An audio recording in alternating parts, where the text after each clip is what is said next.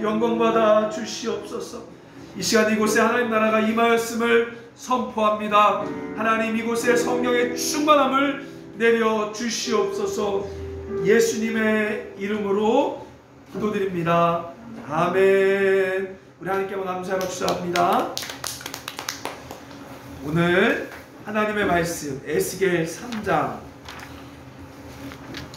오늘 하나님의 말씀 에스겔 3장입니다. 에스겔서 3장 1절에서 3절까지 말씀. 에스겔서 3장 1절에서 3절까지 말씀입니다. 우리 구약 1152페이지. 여러분 될 수 있으면 설교 노트를 만드시면 좋겠습니다. 우리가 주일날은 말씀을 많이 공부하면서 성경을 볼 거거든요. 우리 에스겔서 3장 1절에서 3절까지 1152쪽 말씀. 자, 우리 한번 같이 읽겠습니다.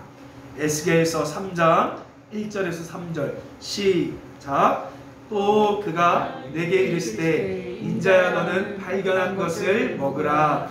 너는 이 두루마리를 먹고 가서 이스라엘 족속에게 말하라 하시기로 내가 입을 벌리니 그가 그 두루마리를 내게 먹이시며 내게 이르시되 인자야 내가 내게 주는 이 두루마리를 배에 넣으며 내 창자에 채우라 하시기에 내가 먹으니 그것이 내 입에서 달기가 꿀 같더라. 아멘. 에스겔서를 연구하면서 어제 말씀한 것처럼 크게 두 가지의 특이한 점을 발견하게 됐습니다. 자, 먼저 첫째 바로 무엇입니까? 여러분 에스겔서는 선지서, 예언서입니다. 선지서, 예언서에서 가장 중요한 것은 1장 1절이에요. 왜냐? 그 선지서의 배경이 등장하기 때문에 그렇습니다. 그래서 일반적으로 선지서가 시작될 때는 누구누구의 왕 몇 년에 어느 선지자에게 말씀이 임했다 이렇게 시작됩니다. 공식이 그래요. 이사야도 그렇고 예레미야도 그렇습니다. 자, 그런데 에스겔은 아주 특이하게 몇 년 왕이기 전에 에스겔 나가 30살 4월 5일이 되던 해 하나님 말씀이 임했다라고 소개합니다. 그리고 나서 그 해가 바로 여호야긴 왕이 포로로 끌려온 지 5년이 되는 해라고 이야기하죠. 여러분 성경이 왜 굳이 에스겔의 나이가 30살임을 말하고 있습니까? 한번 생각해 보세요. 제가 문제 내볼게요. 이거 맞히시는 분들에게 브라질 티켓 자유이용권 자, 제가 끊어드릴게요. 자, 이사야가 몇 살에 하나님께 부름을 받았을까요? 예레미야가 몇 살에 하나님께 부름 받았을까요? 몰라요.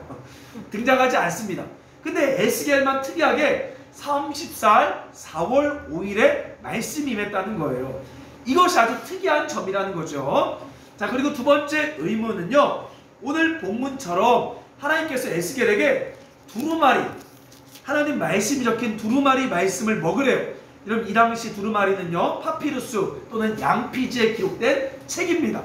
염소도 아니고 어떻게 사람에게 두루마리 책을 먹으라고 하죠. 자, 그리고 나서 여러분 선지자의 사명이 뭡니까? 따라합시다. 백성들을 깨우치는 것. 백성들을 깨우쳐야 되는데 갑자기 하나님이 골방으로 들어가래요. 이따 말씀 보면 알 거예요. 골방으로 들어가서 손발을 묶으래요. 그리고 나서 뭐라고 말하냐? 네 혀가 입천장에 달라붙어 벙어리가 되게 하겠다. 여러분 선지서의 특징이 뭐라고? 선지자? 백성을 말로 깨우치는 자가 선지자인데 선지자를 벙어리로 만들어버리죠. 참 하나님 엉뚱한 것 같아요. 우리 생각과 너무 달라요. 왜 이렇게 하나님은 엉뚱한 행동을 에스겔에게 하라고 했을까요? 자, 여러분 낯선 곳에는 항상 보물이 숨겨있듯이 이처럼 성경이 특이한 점에는 아주 놀라운 비밀이 있습니다. 자, 그래서 저는 에스겔 소명의 비밀이란 제목으로 이제 오늘 말씀을 하나씩 풀어가 보도록 하겠습니다. 자, 먼저 에스겔서 1장 1절 말씀 봅시다. 자, 에스겔서 1장 1절 말씀 같이 읽겠습니다. 시작. 30째 해 넷째 달 초닷새 내가 그발강가 사로잡힌 자 중에 있을 때 하늘이 열리며 하나님의 모습이 내게 보이니. 자, 이렇게 시작하고 있죠. 에스겔이 30살 4월 5일에 지금 어디 있습니까? 그발 강가. 여러분, 그발 강가가 어디예요? 원래 이스라엘 백성들은 이스라엘에 살고 있었죠. 그러나 하나님께서 이스라엘 백성들이 계속 범죄하니까 그들을 바벨론 포로로 끌고 갑니다. 특별히 그발 강가는 어디냐? 티그리스 강과 유프라테스 강을 이으는 대운하로를 그발 강가라 그래요. 아주 이스라엘에서 1000km 이상 떨어진 먼 곳으로 지금 에스겔이 있죠. 자, 그런데 에스겔이 몇 살이래요? 30살. 왜 갑자기 이 30살을 강조할까요? 그 이유는 에스겔의 직업 때문에 그렇습니다. 자, 여러분, 에스겔의 직업이 뭘까요? 자, 3절 말씀에 보면 직업이 등장해요. 3절 제가 읽겠습니다. 갈대아 땅 그발 강가에서 여호와의 말씀이 부시의 아들 제사장 나 에스겔에게 특별히 임하고 여호와의 권능이 내 위에 있으니라. 자, 에스겔이 먼저 누구의 아들이래요? 부시맨이죠. 부시맨. 자, 이 부시맨은 직업이 뭐예요, 여러분? 제사장입니다. 자, 여러분, 혹시 제사장에게 30살은 어떤 의미일까요? 여러분, 성경의 구약에 보면요, 30살은요 이제 드디어 제사장으로서 직무를 행할 나이. 그래서 예수님도 30살에 공생의 사역이 시작된 거죠. 어떻게 보면 제사장으로서 30살은 전성기, 이제 드디어 최고의 꿈을 이룰 나이가 된 거예요. 에스겔이 드디어 사회에 진출, 제사장으로서 드디어 뭔가 할 수 있는 나이가 된 겁니다. 자, 그런데 지금 에스겔이 어디 있습니까? 바로 하나님의 성전이 있는 이스라엘에 없어요. 지금 어디가 있습니까? 1000km 떨어진 바로 바벨론 그발 강가에 있어요. 한번 생각해 보세요. 제사장이 성전이 없어. 이런 기분이 어때요? 한번 이런 것 같아요. 근데 보면요, 여기 보면 2절에 여호야긴 왕이 사로잡힌 지 몇 년? 5년. 지금 에스겔은 몇 년째 잡혀 있어요? 5년. 자, 여러분, 요즘 젊은이들의 가장 많은 꿈이 뭐죠? 공무원, 뭐 이런 거죠. 그래서 여러분, 공무원 시험을 꿈꾸고 있는데 노량진에서 5년간 떨어져서 고시원 쪽방 생활하고 있어요. 여러분, 그때 어때요? 기분이? 굉장히 비참하겠죠. 지금 그런 거와 같아요. 예를 들어 평생 택시기사가 있어요. 택시 운전을 했어요. 택시가 압류당했어. 여러분, 택시기사가 택시가 없어. 어떻겠어요? 마찬가지입니다. 목사예요. 목사가 뭐가 없어요? 갈 교회가 없어요. 임지가 없어요. 얼마나 비참합니까? 지금 에스겔이 그런 상황이라는 거예요. 제사장이 드디어 30살이 돼서 제사장 직무를 행해야 되는데 성전이 없어. 이방 땅에 지금 머무르고 있어요. 제가 참 부끄러운데, 제가 대구에 살 때 제 아내가 알아요. 제가 그 당시 전도사로서 임지를 못 구했던 적이 있습니다. 한 2달인가 3달을 못 구했어요. 근데 지금 너무 웃긴 게요, 여러분, 그런 상황 경험해 봤습니까? 갈 직장이 없어요. 목사가, 전도사가 갈 교회가 없어요. 그래서 여러분, 주일에 저도 평신도로 돌아가서 예배 드리러 가는 거예요. 얼마나 비참한지. 근데요, 제가 어디 출신이죠? 합동 측, 대한예수교 장로교 합동 측이잖아요. 그래서 합동 측 교회 가면 왠지 친구 전도사들 만날 것 같아서 쪽팔려서 통합 측 교회를 갔어요. 거기가 어디였냐면 대구 칠곡중앙교회. 제 아내가 대구 칠곡교회. 거기서 한 3달을 평신도와 같이 이렇게 저 뒷구석에서 혹시라도 누가 나 알아볼까 이렇게 쪽팔리게 이러고 예배드리고 밥도 안 먹고 점심 먹다가 누가 아는 척 할까 싶어서 그렇게 갔던 적이 있습니다. 제 삶에도 그렇게 비참해 본 적이 있다는 거죠. 여러분도 혹시 그런 비참함을 경험해 본 적 있습니까? 이렇게 에스겔처럼 성전이 없는 제사장으로서 살아본 적이 있습니까? 바로 이렇게 된 이유는요, 바로 이스라엘의 죄 때문에 그렇습니다. 자, 그런데요, 그때 하나님이 이 절망 속에, 이 고통 속에 에스겔에게 찾아오신 거예요. 그리고 나서 2장 5절 말씀 보니까요, 자, 우리 에스겔서 2장 5절 말씀 한번 같이 읽어봅시다. 에스겔서 2장 5절 같이 읽겠습니다. 시작. 그들은 빼앗간 족속이라 그들이 듣든지 아니 듣든지 그들 가운데 선지자가 있음을 알지니라. 자, 이거 무슨 말이냐면 이제 제사장인 에스겔을 뭘로 불러요? 선지자로 부르는 거예요. 여러분, 제사장과 선지자의 차이점 아십니까? 제사장은 이스라엘 백성들을 대표해서 하나님께 예배하는 거예요. 선지자는 하나님의 마음을 받아 백성들에게 말씀을 전하는 자가 선지자라는 거예요. 지금 에스겔이 성전이 없어 절망 속에 있을 때 하나님은 에스겔에게 새로운 소망을 주시고 새로운 꿈을 주시고 새로운 시즌을 열어주신 것입니다. 자, 이 에스겔의 모습을 통해 뭘 말하냐? 따라합시다. 하나님의 심판은 바로 회복이다. 하나님의 심판은 새로운 부활이다. 그것을 성경은 우리 가운데 에스겔의 나이를 통해 말해주는 거예요. 여러분, 세상의 기준에서 망하면 끝이지만 주 안에서 죽으면 부활이 시작되는 것입니다. 새 생명이 열리는 것입니다. 하나님의 부흥이 임하는 것이에요. 따라합시다. 죽음을 두려워하지 말자. 망함을 두려워하지 말자. 하나님이 새롭게 일하는 시간이라는 거죠. 그래서 사도 바울은 내가 자랑할 것 딱 한 가지 있는데 나는 날마다 죽노라. 나는 날마다 죽노라 라고 말한 거예요. 여러분, 18세기 제가 종종 얘기하는데요, 미국의 대각성 부흥운동을 일으켰던 미국 사람들이 가장 존경하는 사람 중 하나인 조나단 에드워즈 목사님이 있습니다. 자, 이분이요 24년간 심우했던 교회에서 아주 억울하게 쫓겨났던 적이 있어요. 그래서 당장 거주할 집도 없죠. 우연치 않게 이제 어떻게 되냐, 임지가 없으니까 고민하다가 누가 우연치 않게 시골 인디언 선교지로 오라고 콜링을 받습니다. 그래서 하루 아침에 어떻게 보면 아주 좋은 교회 담임 목사라가 저 시골 인디언 선교로 아주 쫓겨나게 된 거예요. 자, 그래서 여러분 그 당시요 뭐라고 말하냐면 당장 생활이 너무 어려우니까요 그 자녀들이 아버지 수입이 없으니 뭐 했냐, 뜨개질이랑 숙모 농장 가서 자식들이 일을 했대요. 여러분, 얼마나 비참해요. 세상의 눈으로 봤을 때 얼마나 비참해요. 여러분, 자녀들이 그렇게 했다는 거예요. 자, 그런데 하나님께서는 이 절망의 자리에서 이 조나단 에드워즈에게 의지의 자유, 원죄. 여러분, 이 책 이름이에요. 이거 의지의 자유, 원죄라는 교회사 가운데 최고로 손꼽히는 책들을 바로 이 절망의 자리 가운데 쓰게 하신 거예요. 그 전까지는 그런 거 안 썼어요. 그 전까지 책도 썼지만 이런 의지의 자유 같은 명작을 쓰진 못했습니다. 자, 그리고 나서요 하나님께서는 이 책이 출간되고 나서 이 조나단 에드워즈를 뉴저지 대학의 학장으로 세웁니다. 자, 여러분, 뉴저지 대학이 어디예요? 모르죠? 뉴저지 대학은요 오늘날 따라서 프린스턴. 프린스턴 몰라요? 미국의 8대 아이비리그 중 하나인 프린스턴 대학의 총장으로 에드워즈를 세운 거죠.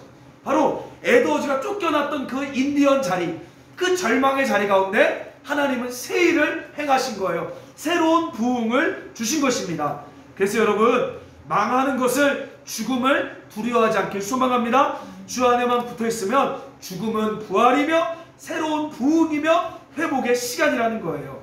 그래서 에스겔에서는 첫 번째로 하나님의 심판, 그발 강가 바벨론 포로는 너희의 멸망이 아니라 하나님의 새로운 창조다, 새로운 부흥이다 말하는 거죠. 어찌 보면요 여러분, 한국교회 우리 지금 코로나로 말미암아 지금 점점점 가라앉고 있죠. 근데 여러분, 이것이 바로 새로운 시즌, 새로운 부흥의 역사가 일어나는 타임인 줄 믿습니다. 자, 두 번째로 왜 하나님은요 이 에스겔에게 엽기적인 행동을 시켰을까요? 자, 이제 오늘 본문 에스겔 3장 2절 말씀, 자 2절 말씀, 3절 말씀 같이 읽겠습니다. 시작. 내가 입을 벌리니 그가 그 두루마리를 내게 먹이시며 내게 이르시되 인자야, 내가 내게 주는 이 두루마리를 내 배에 넣으며 내 창자에 채우라 하기에 내가 먹으니 그것이 내 입에서 달기가 꿀 같더라. 자, 여러분, 이스라엘 백성들이 멸망한 이유는 뭐죠? 범죄한 이유는 뭐죠? 바로 따라서 패역한 마음. 패역한 마음이에요. 이게 뭐냐면 쉽게 말하면 욕심 때문에 그렇습니다. 다 자기의 욕심을 우상으로 채운 거예요. 그 마음을 채우기 위해 우상을 갖다 집어넣은 겁니다. 여러분, 욕구 자체가 나쁜 게 아니에요. 원래는요 하나님께서 우리의 욕구를 통해 하나님을 만나고 하나님을 체험하고 그것으로 만족하는 삶을 살도록 우리를 만드셨습니다. 자, 그러나 인간이 범죄하고 나서 그 욕구를요, 하나님을 찾지 않고 우상을 집어넣음으로 자꾸 범죄한 거예요. 자, 에스겔서 7장 19절에 나옵니다. 자, 보십시오. 에스겔서 7장 19절 한번 잘 들어보세요. 자, 같이 읽어보겠습니다. 7장 19절 시작.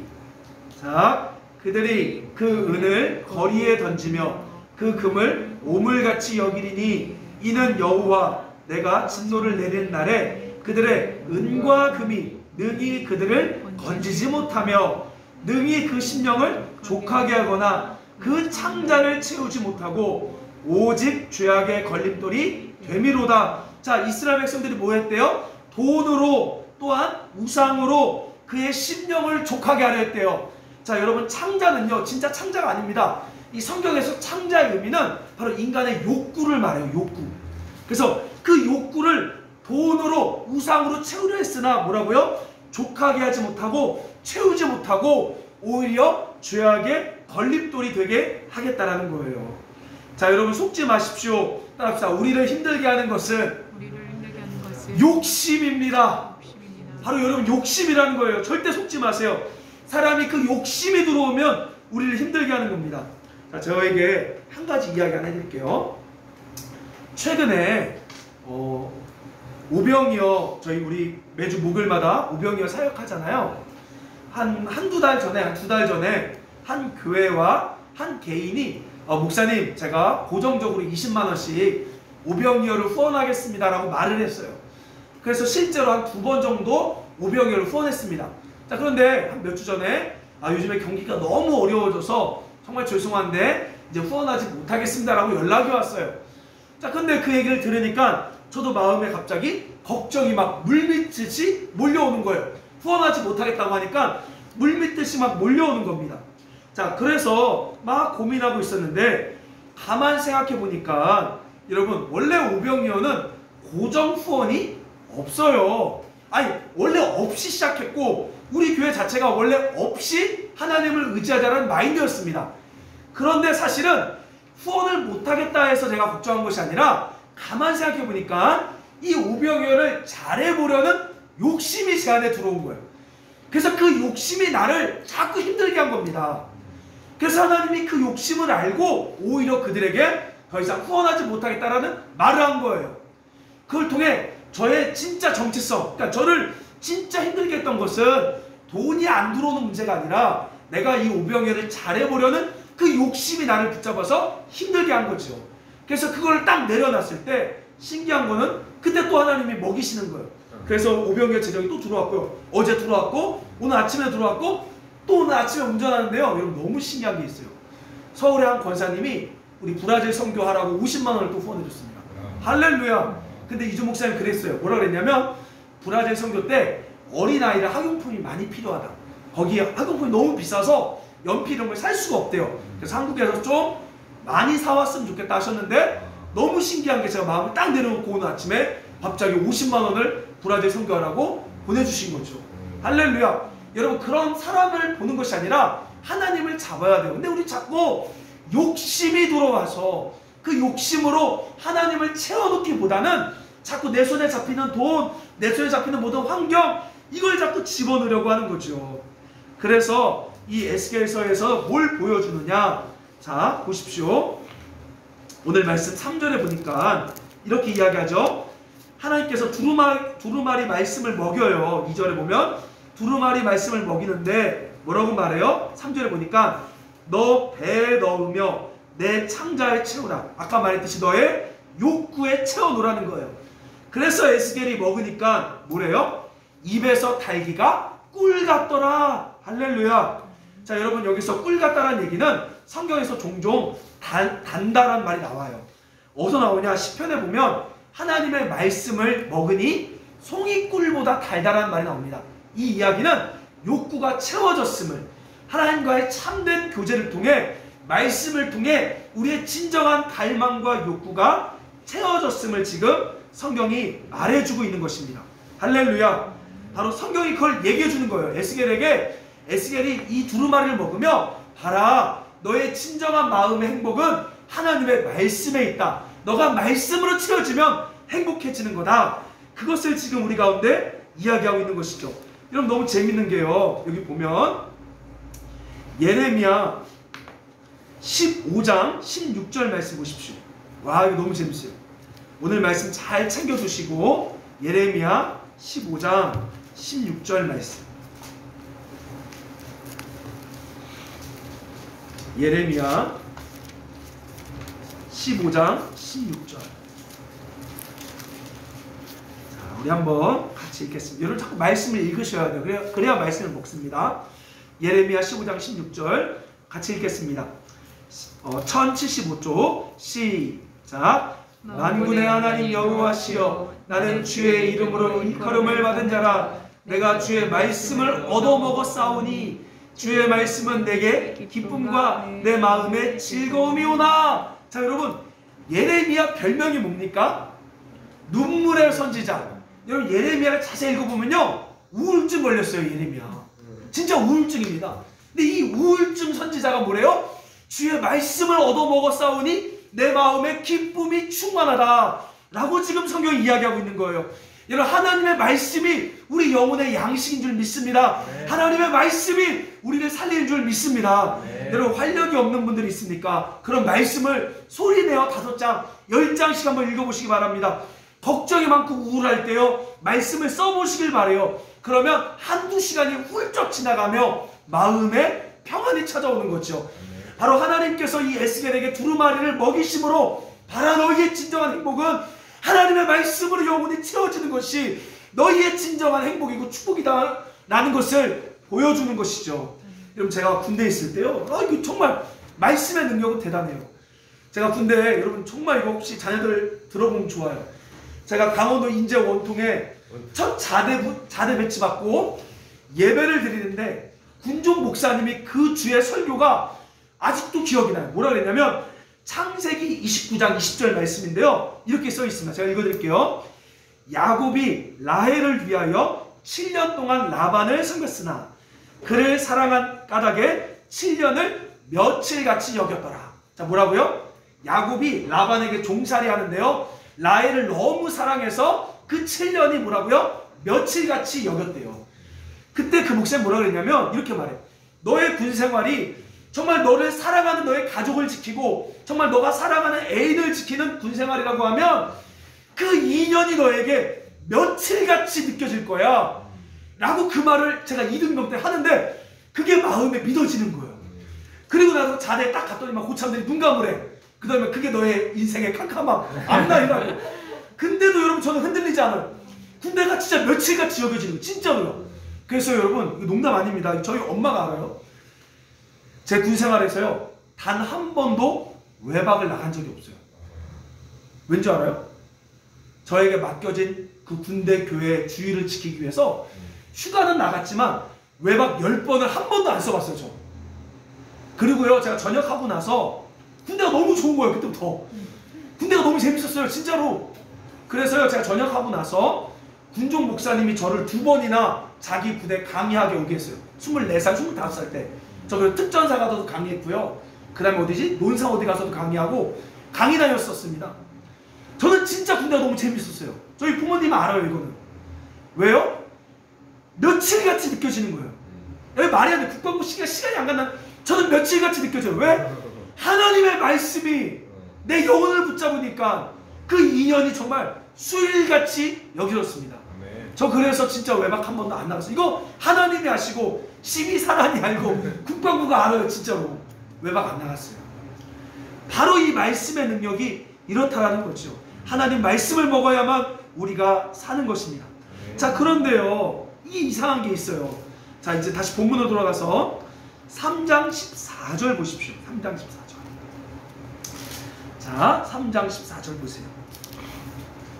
한번 읽어봅시다. 3장 14절 시작.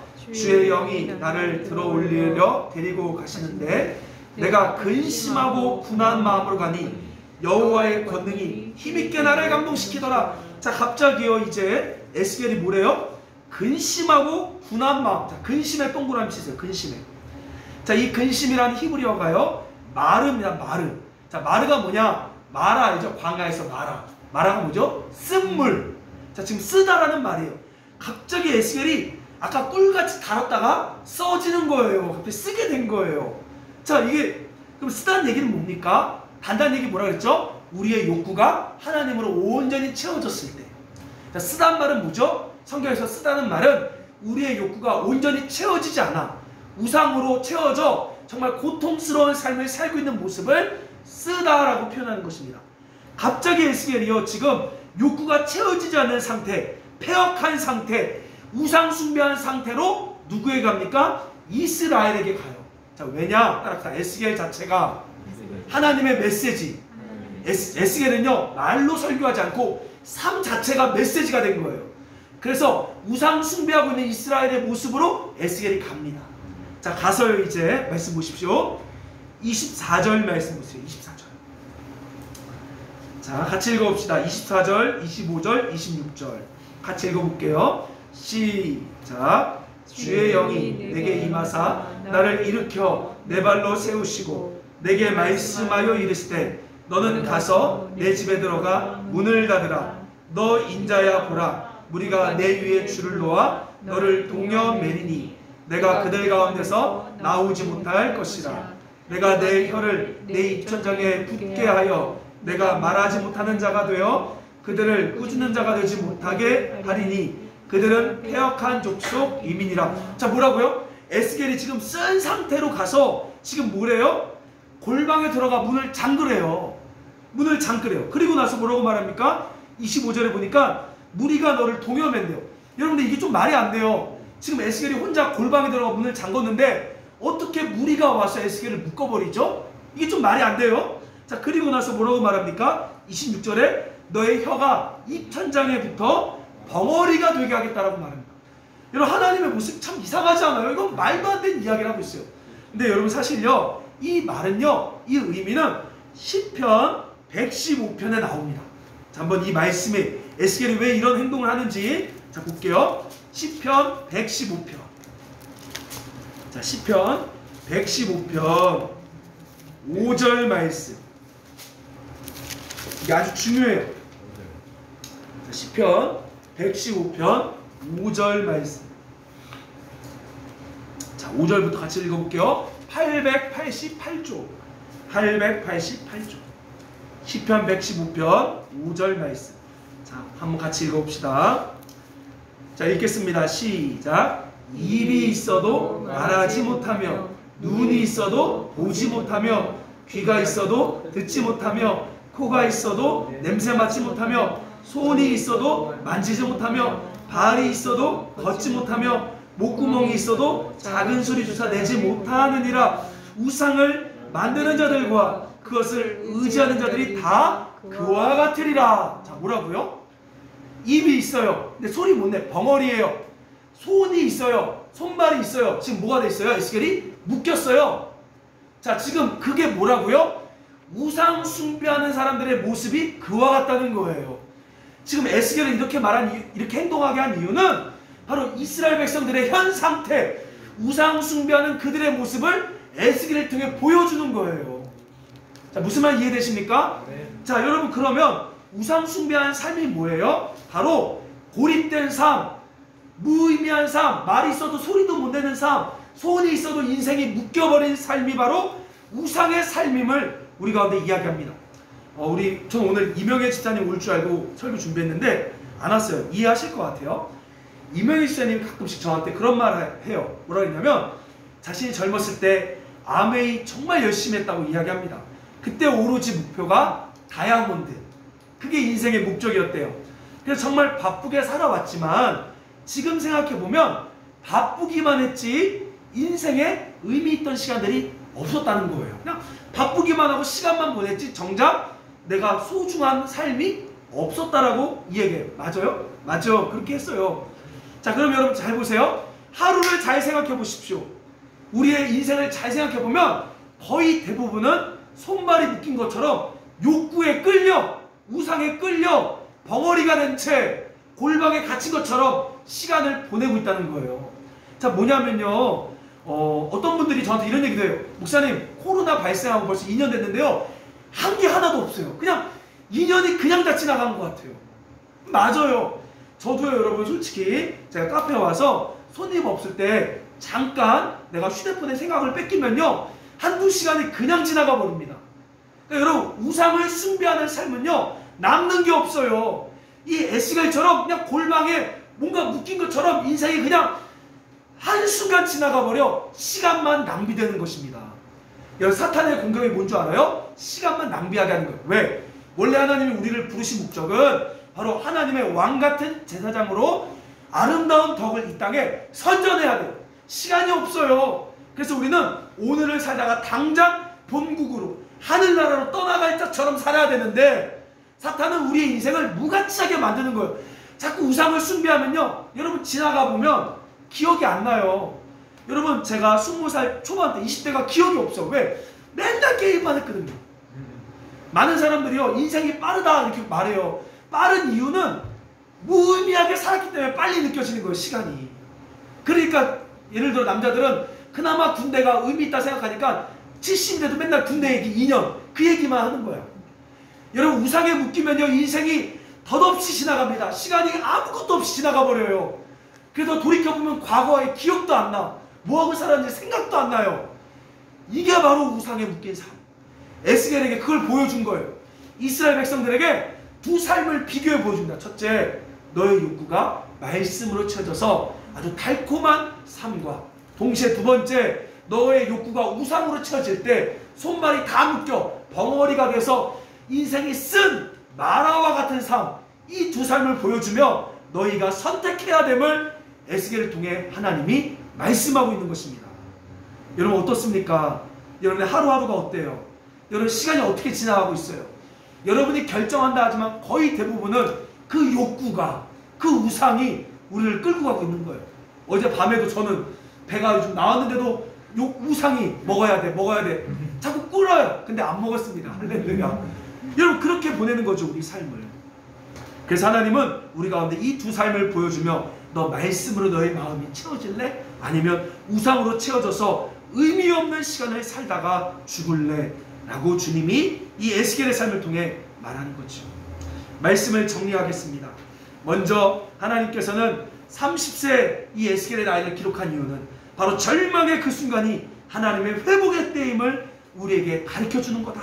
실패와 죽음을 두려워하지 말라라고 말하는 것입니다. 두 번째로 이 에스겔에게 엽기적인 행동을 시킨 이유는 두 삶을 비교해 보여줍니다. 말씀을 먹어 달콤한 선지자의 삶을 살 것인가, 아니면 우상의 욕구를 채워 손발이 묶이고 고립된 벙어리같이 쓴 삶을 살겠는가 라고 지금 보여주는 거죠. 자, 여러분, 마지막으로 에스겔의 이름의 뜻은 뭘까요? 에스겔, 따라합시다. 여호와가 강하게 하신다. 바로 선지자의 삶은 여호와가 강하게 하는 힘을 주시는 삶임을 믿습니다. 여러분, 우리가 욕구가 우상을 채우는 곳에서 벗어나기 위해서는 말씀으로 욕구를 채워야 돼요. 여러분, 의지로 끊을 수 없습니다. 말씀을 얻어 먹어야 돼요. 그래서 여러분, 매일 성경을 시작해야 되고요, 큰 소리로 성경을 통독하기 시작해야 되고, 때로는 필사를 하기 시작할 때 여러분의 의지와 결단이 하나님께 드려질 때 에스겔 이름처럼 여호와가 여러분을 강하게 밀어주실 줄 믿습니다. 그래서 이 땅에서 하나님의 아름다운 덕을 선전하는 아주 달콤한 인생을 살게 하실 줄 믿습니다. 여러분, 선택하십시오. 우리 함께 하나님께로 더 가까이 갑니다. 이 찬양 보겠습니다.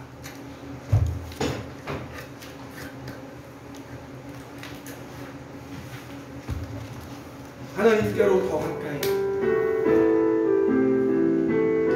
여러분, 스스로의 삶을 한번 돌아보십시오.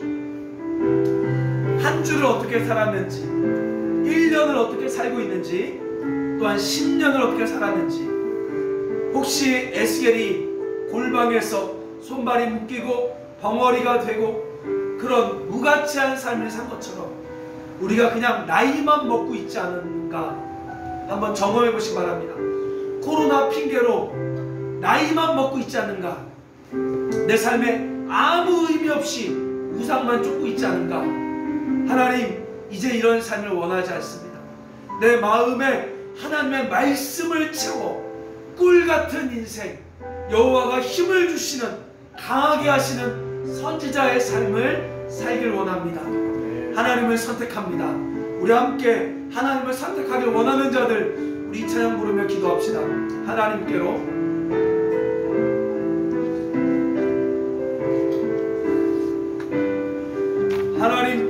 더 가까이,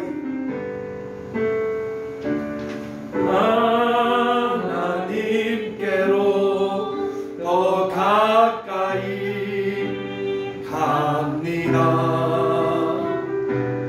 고통 가운데 계신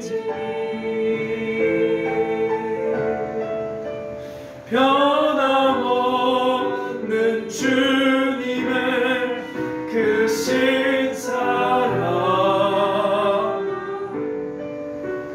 영원히 주님만을 섬기리. 하나님께로 더 가까이 갑니다. 하나님께로 더 가까이 갑니다. 고통 가운데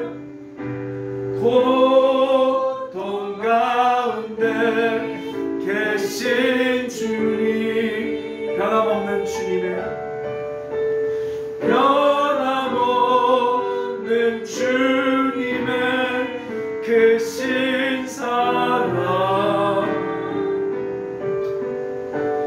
영원히 주님만을 섬기리. 여러분, 이 시간 두 손 들고 에스겔같이 30살의 그발 강가에 있는, 그렇게 절망 속에 있는 자들이 있습니다. 그런데 하나님께서는 고통 속에 계시고, 하나님께서는 그 죽음의 자리에서 부활의 능력으로 주님 역사합니다. 하나님, 죽음을 두려워하지 않겠습니다. 하나님, 죽음을 두려워하지 않겠습니다 고백하시고, 하나님, 더 이상 우상으로 내 욕구를 채우는 것이 아니라 아버지의 말씀으로 꿀같은 내 삶을 만들겠습니다. 하나님의 말씀으로 채우겠다라고 우리 고백하며 함께 기도하며 나가겠습니다. 같이 기도하겠습니다. 사랑의 하나님 아버지, 죽음을 두려워하지 않게 하소서. 하나님, 망함을 두려워하지 않게 하소서. 원래 아무것도 없었고, 원래 하나님 망했던 인생, 하나님이 은혜 주셨는데 나도 모르게 욕심이 들어와 하나님 걱정으로 내 삶을 보내고 있었습니다. 하나님, 다시 한번 죽음 속에 계신 주님, 죽음 속에 계신 주님을 두려워하지 않고, 하나님, 사도 바울이 자랑한 것처럼 날마다의 죽음의 자리로 갈 수 있는 담력과 믿음을 더하여 주시옵소서. 하나님 아버지, 내 마음이 우상으로 채워지는 것이 아니라 아버지의 말씀으로 채워지길 원합니다. 우리 성도들 가운데 하나님, 꿀같은 역사가 일어나게 하소서. 오늘 설교를 들을 때 말씀의 꿀같은 능력으로 하나님 역사하여 주옵소서. 그래서 그들의 삶을 달콤한 선지자의 삶으로 살게 하여 주소서. 하나님, 우리가 지난날 돌이켜보면 시간만 보낸 것 같습니다. 나이만 먹은 것 같습니다. 하나님, 그렇게 우상에 끌려가는 삶이 이렇게 무의미하게 시간을 보내고 있는데, 하나님, 세월을 아끼라 때가 악하니라 말씀한 것처럼 우리가 더욱더 시간을 아껴 하나님의 아름다운 덕을 마음껏 선전하는 하나님, 우리 의의 나무들 되게 하여 주시옵소서. 하나님, 기름 부어 주시옵소서. 하나님, 기름 부으소서. 하나님, 다시 오늘부터 말씀 읽겠습니다. 다시 오늘부터 말씀을 쓰겠습니다. 다시 오늘부터 큐티를 하겠습니다. 하나님, 말씀 앞으로 우리가 나아가길 원하오니 주여 붙잡아 주시옵소서. 사랑의 하나님, 감사합니다. 이 에스겔의 삶을 통하여 우리에게 말씀을 주시니 감사합니다. 우리도 하나님의 말씀을 얻어먹어 하나님, 이 땅에서 하나님 그 말씀을 삶으로 증거하는 선지자의 삶을 살게 하여 주시옵소서. 그발 강가에서 30살에 성전도 없이 비참한 인생 가운데 찾아오셔서 선지자로 부르신 주님을 찬양합니다. 혹시라도 이 설교 들을 때 절망의 자리에 있는 자들에게 하나님 찾아오사 새로운 부흥을 주시고 새 일을 행하여 주시옵소서. 예수님의 이름으로 기도드립니다. 아멘. 주 예수 그리스도의 은혜와 하나님 아버지의 사랑과 성령의 교통하심이 하나님의 말씀으로 내 인생을 채우기로 다짐하는 우리 의의 나무들 머리 위에 이제부터 영원토록 함께 있을지어다. 아멘.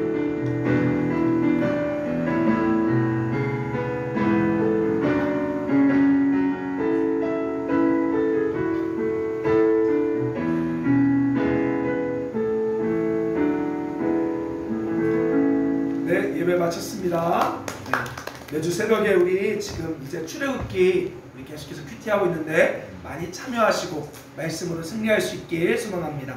이상입니다. 목사님, 1장에